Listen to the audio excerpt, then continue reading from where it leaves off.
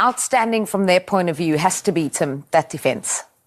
Yeah, I mean, all round, I think they're the most balanced squad in the division. I really do. Years ago, I mean, even last year, you would have said lose Gabriel or Saliba, you're going to struggle. Mascara's come in. Ben White can't even get stripped at the moment. For me, he's a very good player. Calafiori's excellent, and Timber is the best fullback in the league, in my opinion. Like, he's so powerful and strong. And the goalkeeper Raya is probably amongst the top 3 goalkeepers in the world. So, yeah, they've got everything. I mean, they're good going forward. But you know what? If they don't score goals and play free-flowing football and open teams up time and time again, score loads of goals, they make sure they don't concede. So it always gives you a chance to win the football match. I think, if I become a manager one day, I think, when you've got players like this who, I mean, they celebrate blocks. Yeah. They celebrate tackles. And I think when you take pride in defending, for a manager, it must be a dream, honestly, because at the top end of the pitch, players like myself, who, you score goals and you celebrate. It's the hardest thing to do in the game, but the best thing. At the same, you got 2 centre backs, Saliba, Gabriel, all these, Timber, all these players that they take so much pride in defending and keeping clean sheets. It's so important. Yeah. Him out. He's from the academy as well. Yeah. I mean, for an academy player to get in amongst that group, it's an incredible achievement. Yeah, Lewis Kelly did feature in the Champions League, but Calafiori has been playing there, and you wonder why, and then you see what Calafiori brings to the side. Yeah. They bring goals as well, do the defenders. Set pieces, yeah. People criticise them for scoring too many set pieces, or I don't understand it. It's not illegal, you know that. Yeah. It's not illegal to score goals from set pieces, or from long throws, or from long balls forward. Come back in the game. Do it by any means. Tottenham used... Sorry, Arsenal. What did I say, Tottenham? You did. Hey, done on purpose. Come on, Tim. Arsenal used to get criticised because they couldn't have the fight. Sometimes when Wenger was there, they used to have very technical players, and they used to tiki-taka, and it used to be excellent, fantastic. But they used to score magnificent goals to win games. Now they can play poorly, and they can have one long throw. Gorka, I'm liking him as well. I mean, he's a physical presence up there. It's not silky as a player, not by any means, but he occupies defenders. And he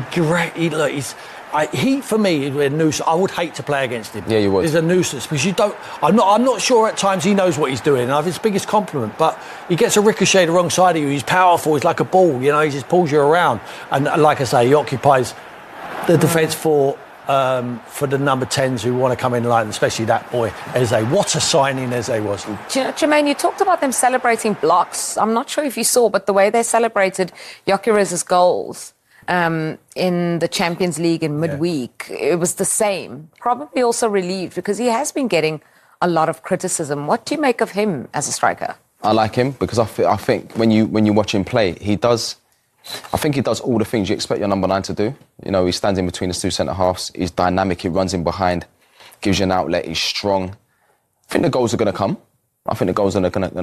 Listen, there's a lot of pressure. I can't remember the last time that our number 9's had so much pressure on him. There was so much noise around Arsenal. If we get a number 9, we win the league. It's not as simple as that. The number 9, whoever you get, it's got to come and produce. And sometimes we've seen over the years, someone that's Didier Drogba, for example, when he became an iconic figure in the Premier League, but when he first came, he struggled.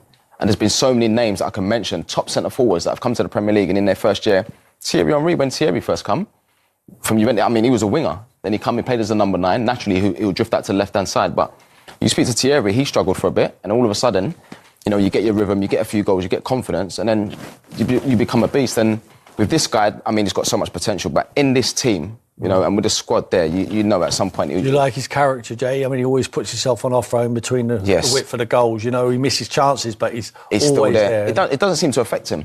It doesn't seem to affect... Even if it is, but he doesn't show it. He keeps going in that. And, he's got that football personality, so that's important. Yeah, well, speaking of French strikers, as you mentioned, in the Premier League, what about Jean-Philippe Mateta? Because he's going to be on the other side challenging this Arsenal defence this weekend. Here's an example of a player flourishing under a certain manager, isn't it? Well, they will know all about him. And like we talk about Gyökeres, physical, a beast of a man, can hold the ball up, but he scores goals, this boy. He just backs into people. He can bring others into play. But look at him, Whitford. He knows where he needs to go to be to score that goal. And it looks like an easy chance, but he has to put himself in that position to be able to do it. But he scores different types of goals, Jay, doesn't he? Yeah, just even that one there, you know, I remember Ian Wright said to me years ago when I was younger, he said, always be attracted to the goalkeeper. The ball goes wide, he's always in the right spot. He just seems confident at the minute, and I love that he tucks his shirt in. I think he's the only player that does it these days. But but there, I mean, he could have scored 4 in that game. I was just going to say, that's probably, he scored a hat-trick, but he's probably disappointed with chance in that. But I mean, he must be a nightmare to play against. You know, defenders would hate to play against him. He takes the ball home there. I mean, he's missed a chance in like 94th minute there to win it. He probably, I don't know, I've never seen someone so disappointed to score a hat-trick. Perhaps when he took that ball home, he let it down, so it's flat. It's flat in his house now with the rest of it. Yeah, kicking the corner flag, the now iconic celebration. Jean-Philippe Mateta, standout player. How do they deal with him? What makes him so dangerous? Physical presence, goal scorer, smells instinctively where the chances are going to come from. I think they play, like I say, he occupies defenders as well. So you give him a hard time. You leave space for others. You know, Sarr has been a good player for him. You know, he's got the pace, you know, on the counter. I think they've got other options. I think they're going to find it difficult against Arsenal. But, like, they keep proving me wrong, Palace. I always think the wheels are coming off. They haven't had a good run of it recently. You know, it's been a couple of games. But even me saying, you know, a couple of games for Crystal Palace, that's normal in other years, not this time. This Glasner side is a good side, they're well organised. I mean, they won a trophy last year. I mean, they do well to keep hold of the manager and an awful lot of their players. They're attracting interest from all over the Premier League, and that says everything. And no more so than that big man up front. Yeah, as you mentioned, Crystal Palace, just in terms of their own standards right now, because of this team under Oliver Glasner, they are so impressive. They're impressive. I think they're organised and hard to play against. They've got a way of playing and they stick to it. You know, that stadium was always rocking. You know, it's a hard place to go in that. But I think when you've got a team that's got a way of playing, and at the top end of the pitch you've got a goal scorer, you know, and you play for that person, you know, let's feed him and give him chances, because if we give him chances, he'll score goals. And Mateta, the confidence that he's playing with, and that's sort of like that presence and how dynamic he is, and not only that, you know, he always seems to be in the right place at the right time. And I don't think you can teach that. So, yeah, they're definitely a good team. Interesting now with Oliver Glasner's contract situation. I think we're keeping a close eye on that because his stock has risen incredibly and he has not yet put pen to paper. Do you have a feeling he's waiting to see what happens with transfers? Possibly. I mean, I think he's the main reason why Mark Gay never left in the summer. Now, whether they're going to be able to keep Mark Gay, I very much doubt, because he can leave in the summer on a free transfer, but you might as well take whatever the fee's going to be, 30, 40 million in January for him, depending on where Palace are in the league, obviously. Yeah, I mean, the likes of Wharton, Muniz, I think, is a top draw player as well.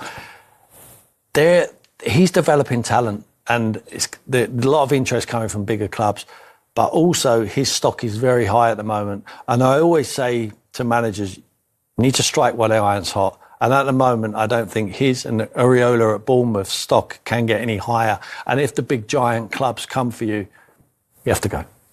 Speaking of Bournemouth then. A Premier League leading Arsenal side on an upwards trajectory welcome an ailing Crystal Palace outfit to the Emirates Stadium for Sunday afternoon's London derby.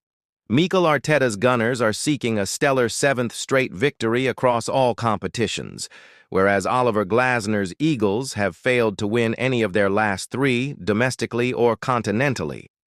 Set-piece records have become bread and butter for Arsenal since Nicolas Jover's arrival, and another dead ball feat fell at the might of the Gunners in the 8th game week of the 2025-26 Premier League season, where Fulham were conquered from a corner. Leandro Trossard's close-range strike settled a tight London derby 1-0 in the Gunners' favour, as Arteta's men registered their 10th set-piece goal in just 8 Premier League games this season, the quickest time a team has ever hit double figures in dead-ball goals in the competition. Proving the naysayers wrong for the time being, Arsenal's set-pieces remain as sustainable as ever and have carried them to the top of the Premier League rankings over a wounded Liverpool.